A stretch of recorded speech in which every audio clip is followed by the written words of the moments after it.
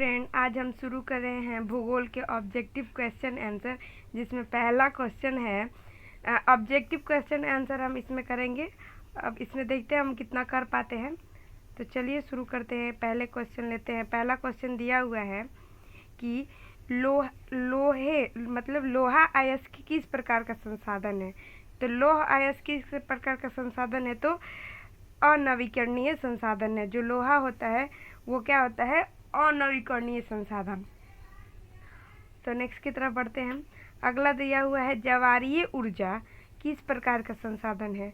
तो जो ज्वारीय ऊर्जा किस प्रकार का संसाधन है, तो ऑप्शन दिया हुआ है पुनः पूर्ति योग्य, मानवकृत, अजैविक या फिर अचक्रीय।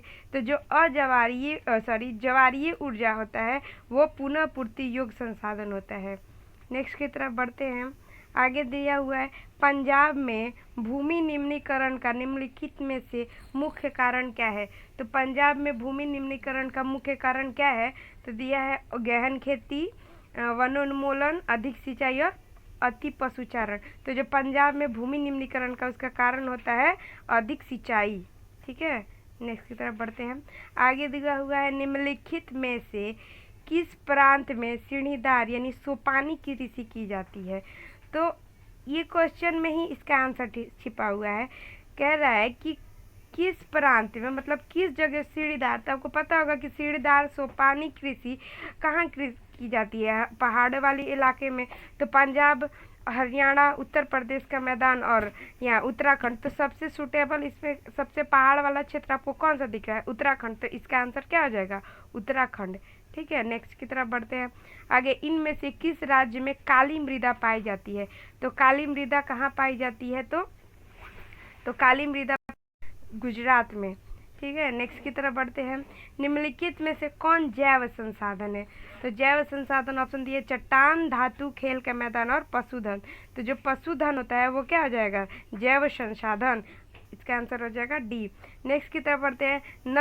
नवीकरणीय योग्य संसाधन क्या होता है? तो संसाधन है तो पवन ऊर्जा, वन, जल और उपयुक्त सभी। तो ये जो सभी है ये क्या होते हैं? नवीकरणीय योग्य संसाधन। नेक्स्ट की तरफ बढ़ते हैं। सड़क व नहरें किस प्रकार के संसाधन है। तो जो सड़क और नहर है वो किस प्रकार के संसाधन है? तो राष्ट्रीय संसाधन में आ जाएंगे। ठीक है, नेक्स्ट की तरफ बढ़ते हैं। गुजरात व राजस्थान में भूमि निम्नीकरण का प्रमुख कारण क्या है। तो गुजरात और राजस्थान में कौन सा हो जाएगा? तो गुजरात और राजस्थान में अति पशुचारण हो जाएगा। ठीक है, निम्नलिखित में से किस राज्य में लाल और पीला मृदा पाई जाती है। तो अभी आपने पढ़ा था कि गुजरात में आपको काली मृदा देखने मिला था और लाल और पीला मृदा आपको कहाँ देखने को मिली? तो ये मिलती है आपको उड़ीसा में। ठीक है, नेक्स्ट की तरफ बढ़ते हैं। पश्चिमी राजस्थान में निम्नलिखित में से किस मृदा के प्रकार को सिंचाई की सहायता से कृषि योग्य बनाया जा सकता है। तो जो पश्चिमी राजस्थान है तो आपको पता होगा कि राजस्थान में आपको अधिकतर कौन सी मृदा देखने मिलेगी? मरुस्थलीय मृदा।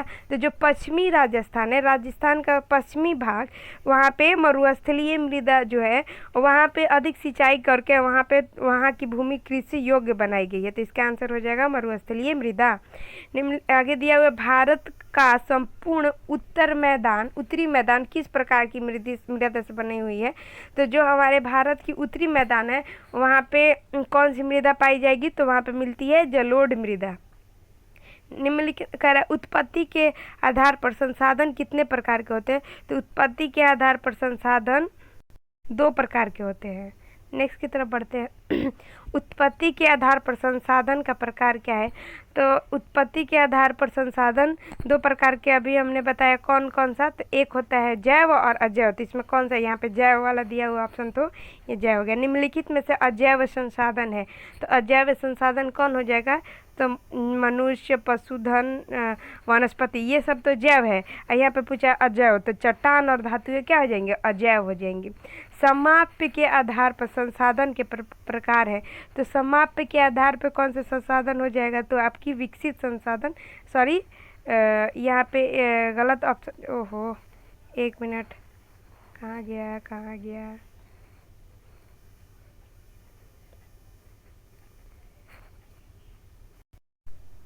तो समाप्यता के आधार पर संसाधन नवीकरणीय योग्य संसाधन होते हैं। ठीक है, नेक्स्ट तरफ बढ़ते हैं। देखा दिया हुआ नवीकरणीय योग संसाधन क्या होता है, तो सौर ऊर्जा और पवन ऊर्जा ये दोनों ही नवीकरणीय संसाधन का योग संसाधन, इसलिए इसका आंसर हो जाएगा अ और ब दोनों।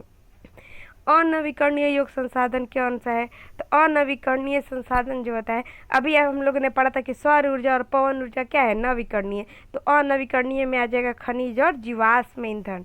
नेक्स्ट की तरफ बढ़ते हैं। स्वामित्व के आधार पर संसाधन कितने प्रकार के होते हैं, तो स्वामित्व के आधार पर संसाधन 4 प्रकार के होते हैं, ठीक है, तो ये हो जाएगा। नेक्स्ट की तरफ बढ़ते हैं। निम्नलिखित में स्वामित्व के आधार पर संसाधन है, तभी हम लोगों ने पढ़ा था स्वामित्व के आधार पर कितने होते हैं, 4। पहला होता है व्यक्तिगत, सामुदायिक, राष्ट्रीय और निजी। ये व्यक्तिगत, सामुदायिक, राष्ट्रीय और अंतर्राष्ट्रीय, ऐसे 4 प्रकार के होते हैं, ठीक है। तो इसमें से सभी हो जाएगा आंसर।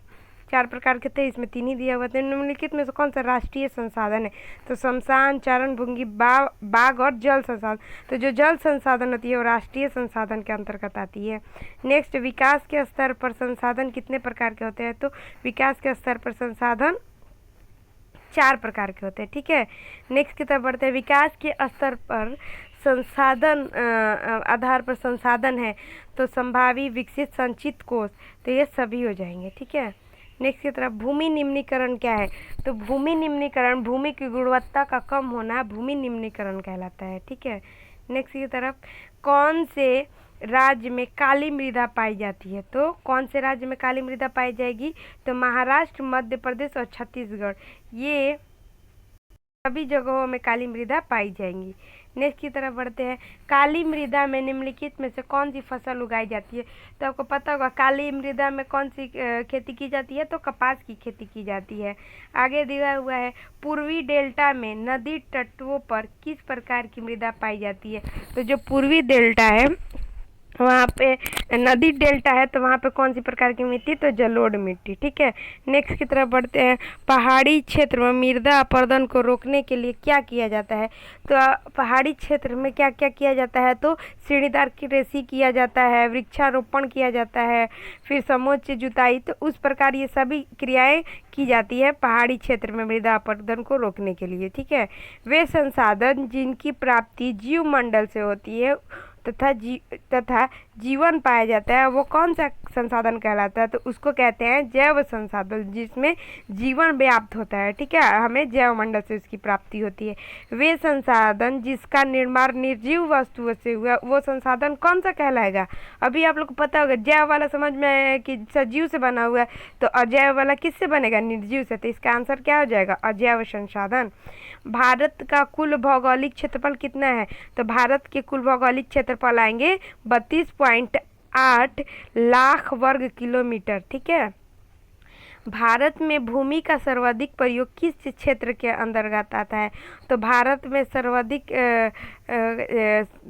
में भूमि का सर्वाधिक उपयोग किस क्षेत्र के अंतर्गत आता है, तो दिया हुआ है बोए गए क्षेत्र, वन क्षेत्र, स्थायी क्षेत्र, या फिर उपरोक्त में से हो जाएगा बोया गया क्षेत्र, ठीक है। नेक्स्ट की तरफ बढ़ते हैं। बांगर क्या होता है, तो बांगर कहा जाता है प्राचीन जलोढ़ मिट्टी को क्या बोला जाता है, बांगर बोला जाता है, और जो नवीन जलोढ़ मिट्टी होगी उसको क्या बोला जाएगा, खादर, तो ये हो गया खादर।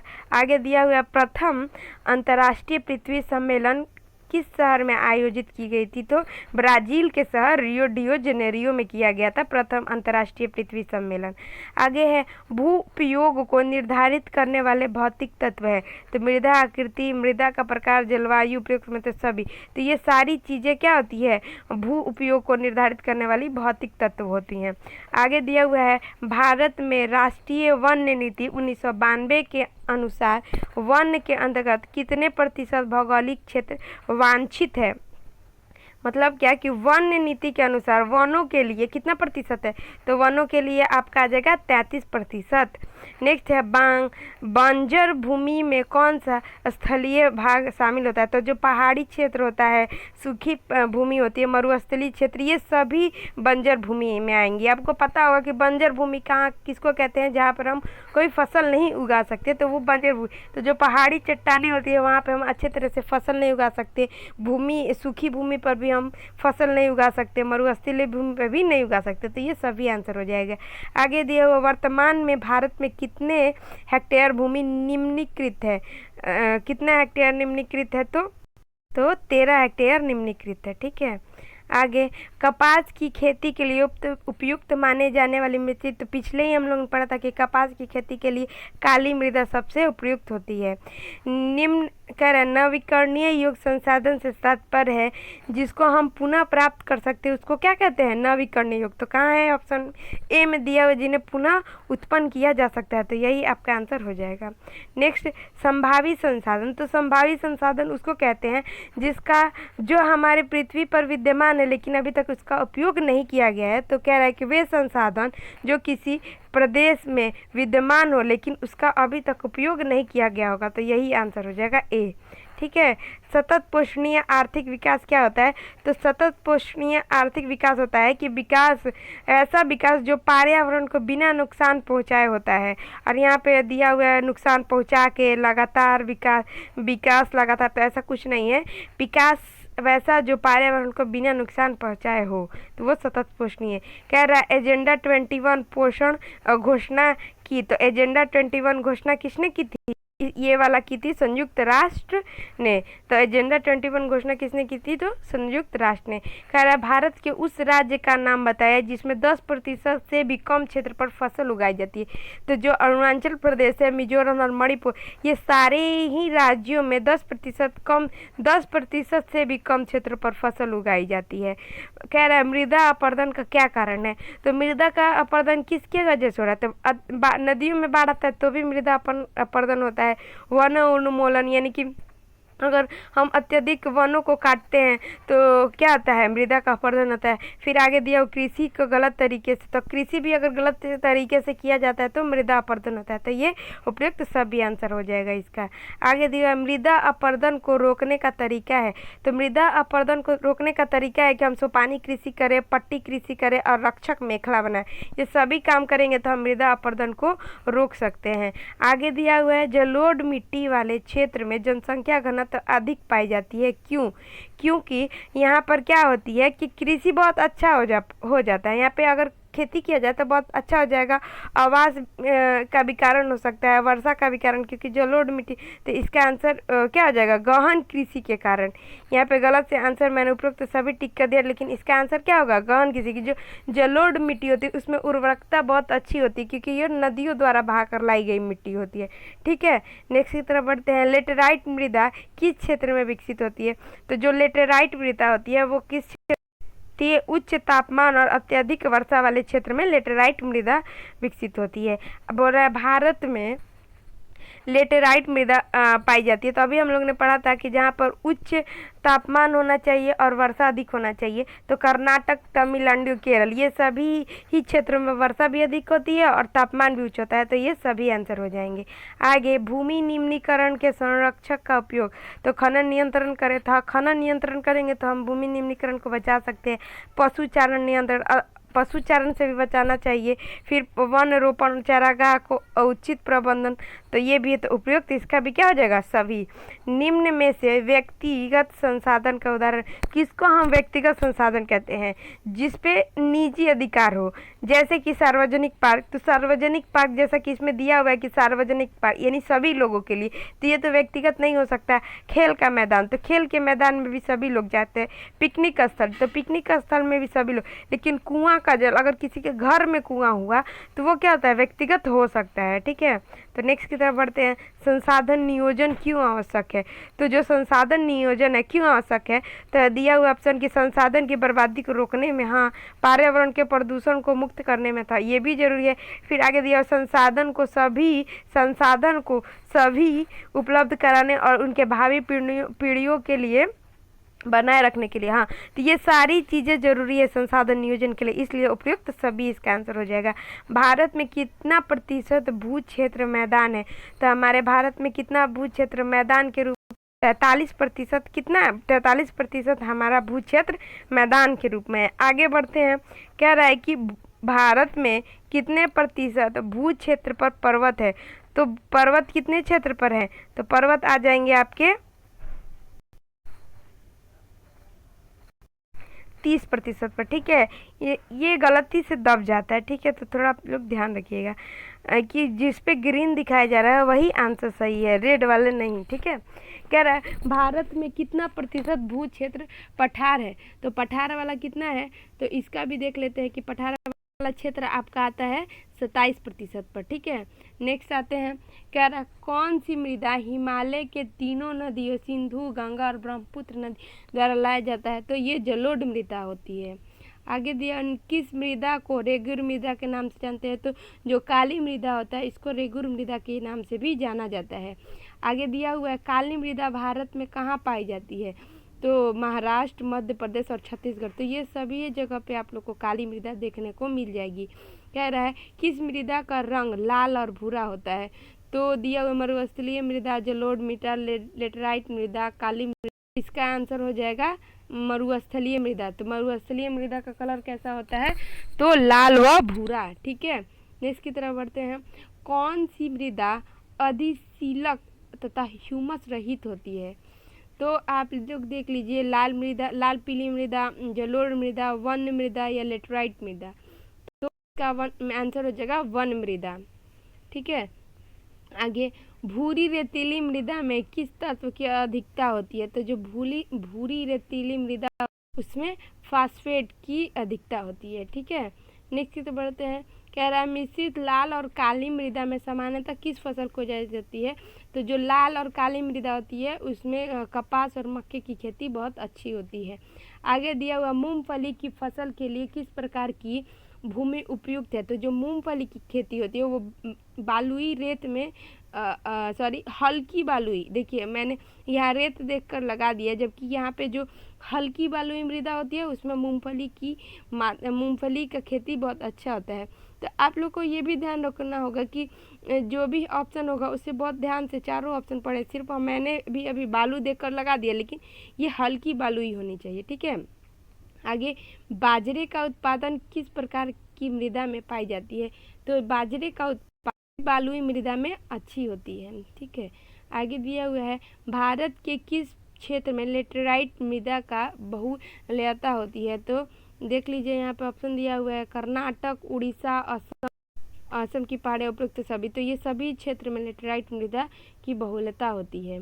नेक्स्ट की तरफ बढ़ते हैं, कह रहा हडौती पठार की मृदा होती है, तो जो हडौती पठार इसकी मृदा होगी मध्यम काली, ठीक है। नेक्स्ट की तरफ बढ़ते हैं, कह रहा जिसका उपयोग मृदा की लवणता एवं क्षारीयता के समस्या का दीर्घकालीन हल है वह क्या है, कह रहा है कि मृदा के लवणता और क्षारीयता की समस्या का दीर्घकालीन हल क्या हो सकता है, तो रॉक फास्फेट, जिप्सम खाद और यूरिया, तो इसका आंसर क्या होगा, जिप्सम। तो इस सीरीज में हम इतना ही करते हैं। हर चैप्टर का आपको ऑप्शनल क्वेश्चन आंसर देखना होगा तो आप हमसे जुड़ सकते हैं। Thanks for watching.